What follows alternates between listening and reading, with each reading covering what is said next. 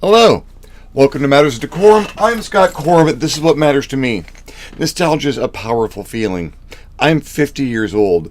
I'm nostalgic for a lot of things. The problem is that nostalgia has this tendency to grow in the mind over time. There are feelings and experiences I would really like to have again that I can't, because they're over with. They're done. Time has moved on from them. There are restaurants I remember from my past that I would really like to eat at again. They're gone. I could try and recreate those recipes, but even if I managed to make one of those dishes absolutely perfectly, it wouldn't be the same, because I'm not tasting what I remember. I'd be tasting the actual food, but not the glorified, time-magnified, nostalgia-filtered, glorious first experience. There are toys I would like to reacquire. I had some toys when I was young that I enjoyed a lot. Can't get toys like that anymore, really, and I'd like to have them again. But even if I got those exact toys again, they wouldn't be the same. The childlike joy of the first encounter with them and the way that my mind processed things in 3 dimensions is all changed, and now they would just end up being things that I'd have to find a place for and clean up, and without that filter of nostalgia over time that is making them seem, in my memory, like they're way more fun than they probably were at the time. Not the same thing. I remember the anticipation. The original 3.5 inch 3-inch GI Joes and the Micronauts and the Micromen that the Micronauts were based on. I had this thrill when I was going to get a new toy and walking through the store and trying to select something from the selection of incredible things that fueled my imagination, and I'd pick the one or two that I was allowed to have that day or that week, that month, and it would be an amazing thing. And before Toys R Us closed, I routinely went in every so often to see if there was a toy that grabbed me the same way. There wasn't. I could buy a little Lego set or an action figure or something, but nothing spiked me the same way it had back then. Nostalgia. Your first really good science fiction novel, your first kiss. Okay, it may be telling to me that I put both of those in kind of the same group, but there are things that I remember not exactly as they were, but that I have romanticized over time because of that feeling of nostalgia. I miss a time and things and places that don't really exist. For as long as my family has been traveling, when I was very young, we would go to Solvang, California. If you've never been to Solvang, you should go. If you've never heard of Solvang, you should look it up. It's not big, it's not fancy, it is the opposite of Las Vegas. It is a little Danish community that is mostly shops and restaurants, and these days, winery outlets, tasting places. It's changed a lot. It's not that thrilling thing that it was when it was young. I still enjoy going. It's relaxing, it's calming, it's a getaway from everything. There's still some foods there that I really like and some that are just gone. The Solvang that I remember, that thrill of getting ready to go and traveling with my family and being there, that doesn't exist. That didn't exist the way I remember it when it was happening. It's all gotten swelled and blown up and turned into something fantastic and amazing in my head. Coming to the realization that these things from your past are not the things from your past, but your memory of how they were is really sobering. It is not a comfortable set of realizations to come to, because it makes that saying that you can't go back again really jump out as true. I cannot go back to the Las Vegas that I went to just after our honeymoon. I can't go back to the Disneyland I went to when my brother was working the trams just out of high school. I can't go back to the things that I remember as I remember them. This is true of just about everything, but it is extremely true of my role-playing game collection. I have seen games go through edition wars, and they've changed over time. But the thing of it is, if you've been with a game from an earlier edition, and you buy all the concurrent editions because that's the one that's going to be supported, and that's what the new material is coming out for, you still have that first edition. You can still go back to that. And any changes that you didn't like that came along, you can go back to the original one. The operating system and hardware that you run them on hasn't changed.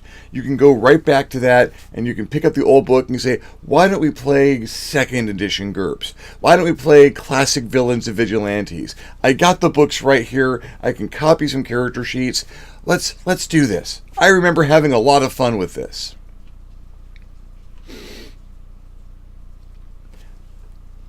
But the nostalgia is not a factor in that print. The nostalgia is a factor in my memory of it.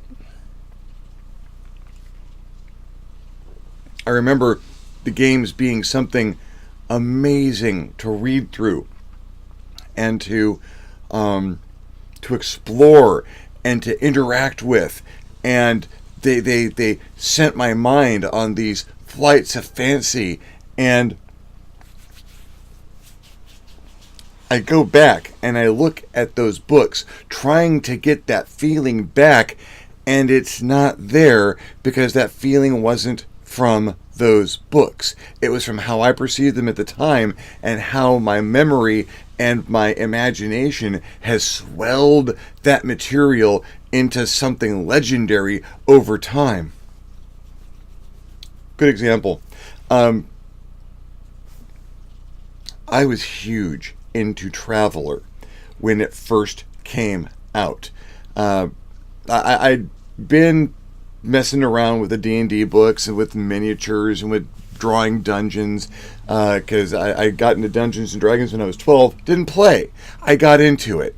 I had a big desktop blotter that was graph paper, and I would sit at my desk and I would draw out dungeons and plan stuff, and I would paint miniatures and move them around. I had the rule books and I kind of looked at them, but in the absence of other people around me partaking in the activity, it was kind of a hobby at a distance for me. I had a hard time really getting a grip on it. Then my dad took me, I was 12 at the time, took me to a gaming store in downtown St. Louis that was a dedicated science fiction gaming store, and I'd never heard of anything like this. It was amazing. I'd heard about it from somebody who knew at work or something, and we went down there, and oh my God, it blew my little mind, because I'd had the white box D&D set and a little box of lead monster miniatures and the maps I'd been drawing and a couple of newspaper articles about Dungeons and Dragons, which were not particularly positive at the time. And I walked into it because I was a science fiction reader. I hadn't read a lot of fantasy at that point in time. My dad's collection was mostly sci-fi, so I was steeped in Asimov and Harry Harrison and Keith Laumer and Piers Anthony, and I had these star-spanning empires and heroes from space battles and space opera and diplomatic intrigue in the far future in my head.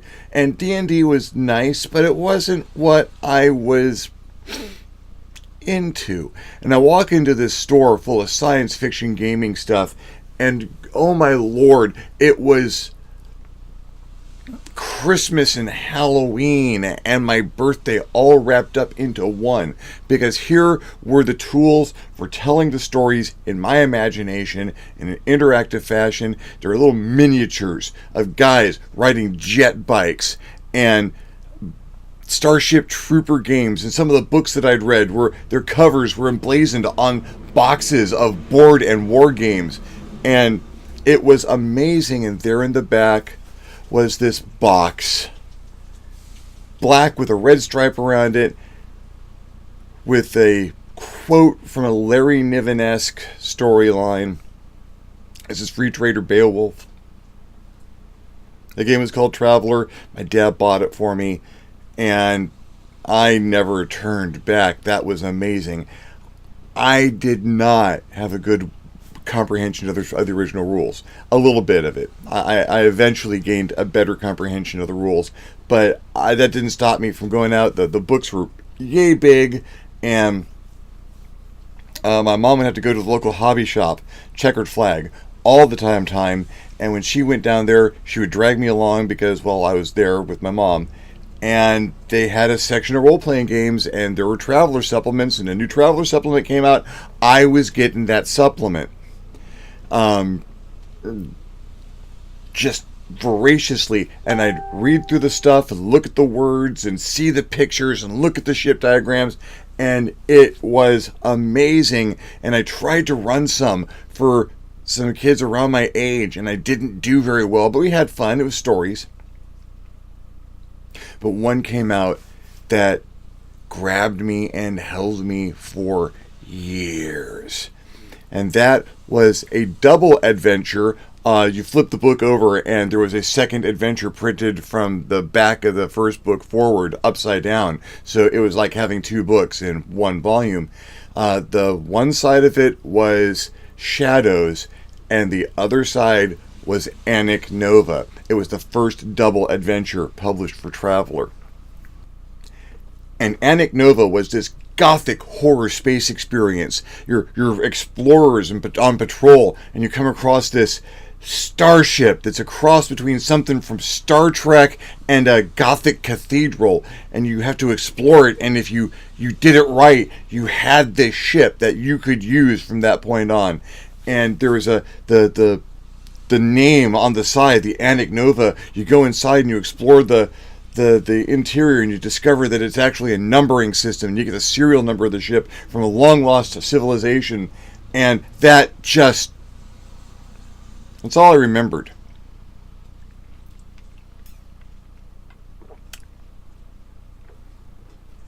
So a few months ago, I went back. I dug out my copy of Anik Nova. I still have it. I not only have my original Traveler collection, but a friend of mine, I mentioned him a few times, Brian Sullivan, he passed away, and I inherited his Traveler collection. And there's Anik Nova twice. And I read through it. And it's not what I would call an adventure. It is a travelogue of a spaceship that has some fairly good qualities to it. There's a couple of mysterious artifacts on board, which turn out to be an ancient navigational computer that you need to get repaired. It gets kind of difficult, and it's not that good, but it's something different, and it gives you an edge because other people can't hack your system because it's based on ancient technology. And the only peril involved in the module at all is that if you're not wearing your spacesuit while you're exploring the interior of the ship, you might catch a disease from a decaying corpse in one of the quarters, which effectively amounts to your character having a fairly mild case of the flu for about 48 hours. It's not an adventure. It is an anti-adventure. It is a way to give a ship that is kind of interesting to your traveler party without them having to worry about all that nasty killing people for it or facing danger or having any personal risk. My nostalgia had turned my perceptions of that module into something just legendarily awesome. But as I have grown and understand game design and how to write games, it's a really mediocre first offering from a beginning company starting to put out material for their game. Shadows was a little better because there were proper monsters and fights and dangers involved.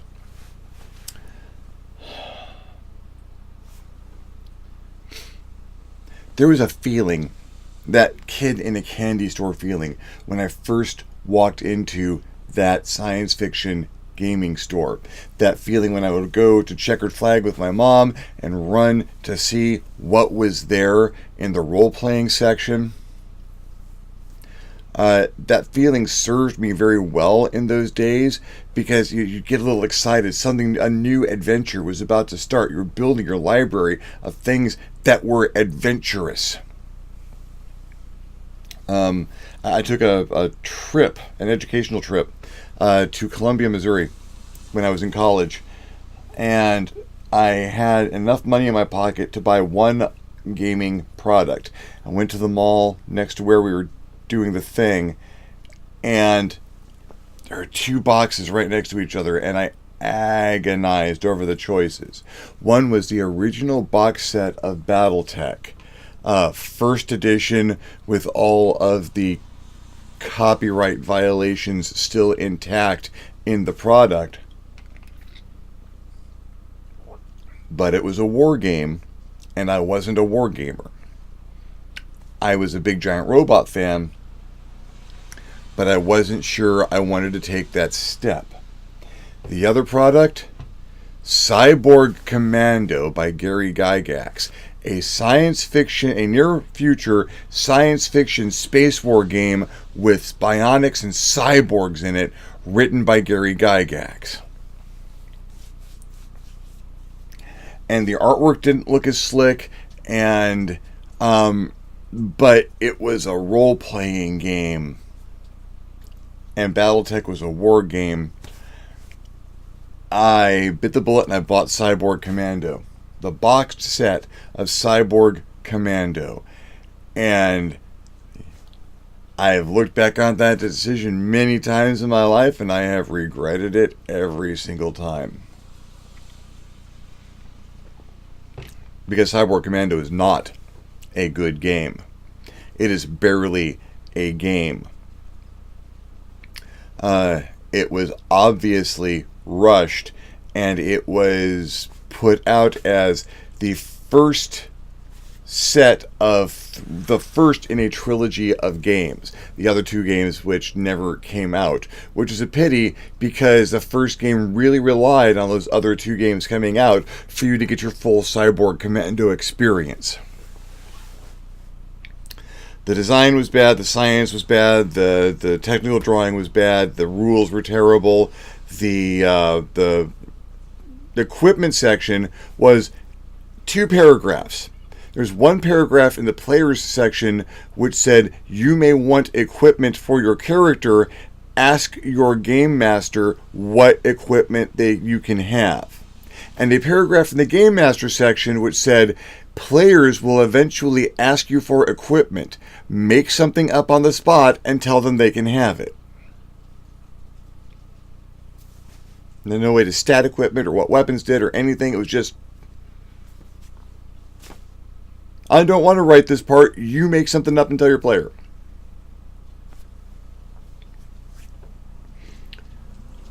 Now, I can look back on that decision with a certain amount of nostalgic glow.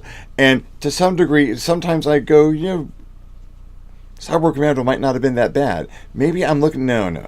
I can't actually do that. It was just a terrible, terrible game. Star Frontiers, I look back on very fondly.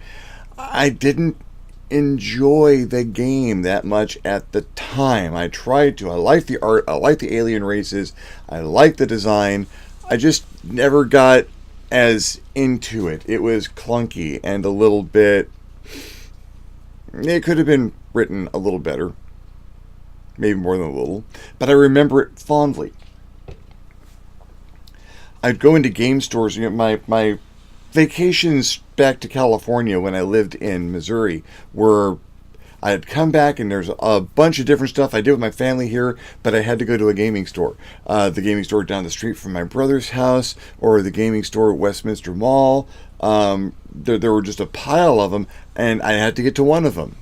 There was one in Costa Mesa called Gamesmanship. Just had to hit one of them. Not that I didn't have gaming stores when I lived in St. Louis, but that when I went to the gaming stores on vacation, I was almost guaranteed to have enough money to buy something.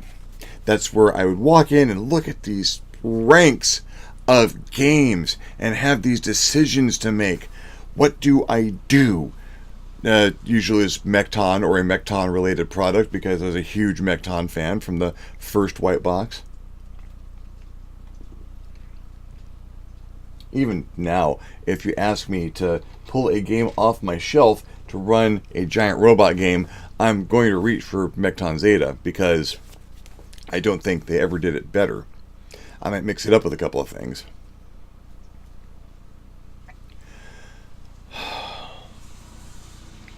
That nostalgic feeling, that romanticized hypertrophy of my classical memories of these games that I can look at right now. I can go to any one of these things. I can go to second edition Advanced Dungeons and Dragons right up here on the shelf and remember the amazing games and pull them down and start flipping and going, this is all charts. Where's all the pictures I remember?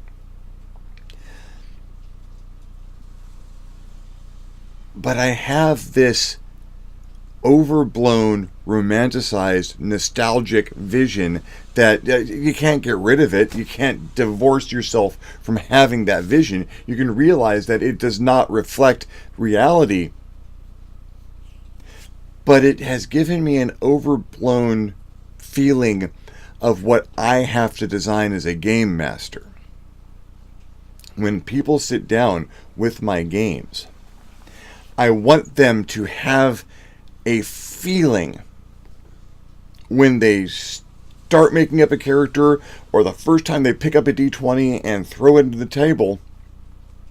I want them to have that kid in a candy store feeling. I want them to have that nostalgic glow that I have for old games I remember straight off the bat.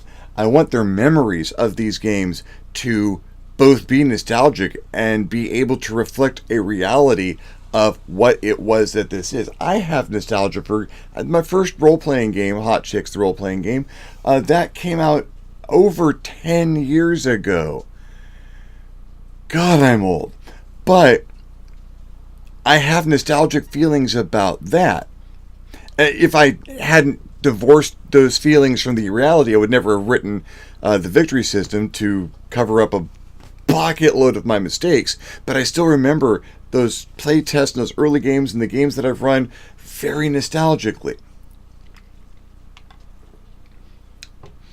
And that creates this plateau system.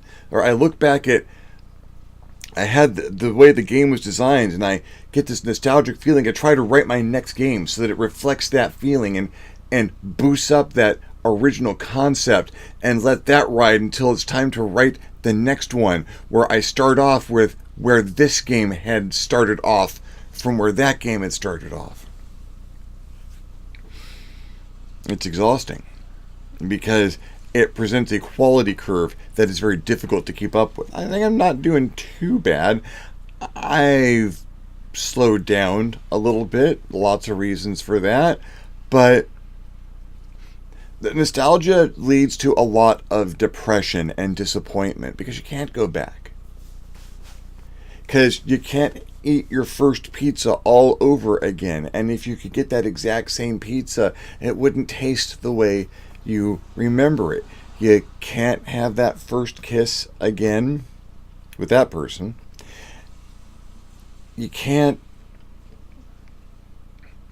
go back to those places of your youth and experience the same thing because those experiences have changed over time. And you miss them.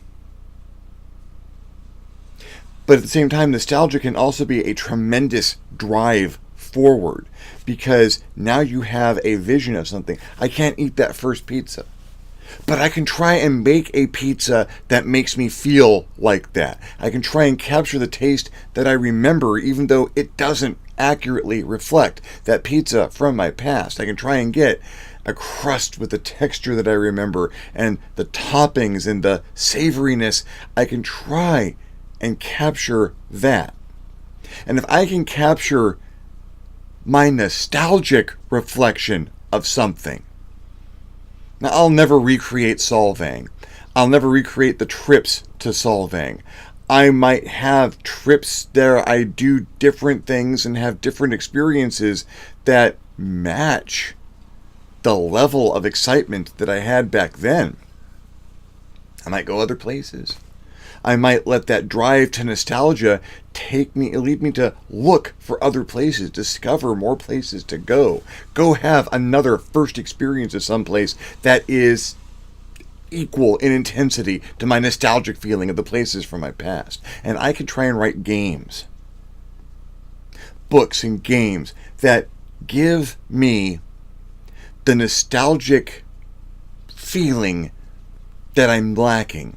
I can't ever buy a game that will give me the nostalgic feeling of the past.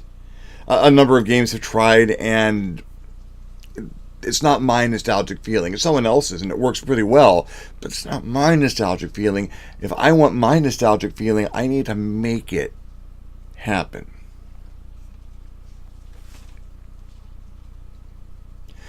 Nostalgia is an anchor and a fuel source all at once. It is depression and it is inspiration. I was going to refer to nostalgia as a poison in the title of this, and that doesn't seem appropriate because it's not just a poison. It has a detrimental effect, it has a positive effect.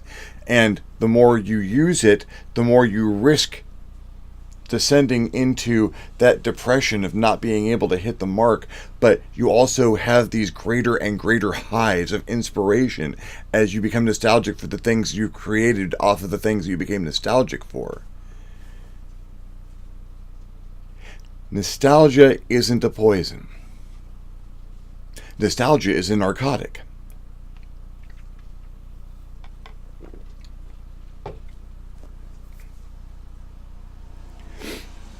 And like my other addictions, I am addicted to nostalgia. I am addicted to my contemplations of the things from the past. Bad old movies, books that I've read, my games. But, like my coffee, nostalgia, my addiction to nostalgia isn't a problem. If I don't let it anchor me down, it can carry me forward. And that is one of the best uses for addiction that I can possibly think of.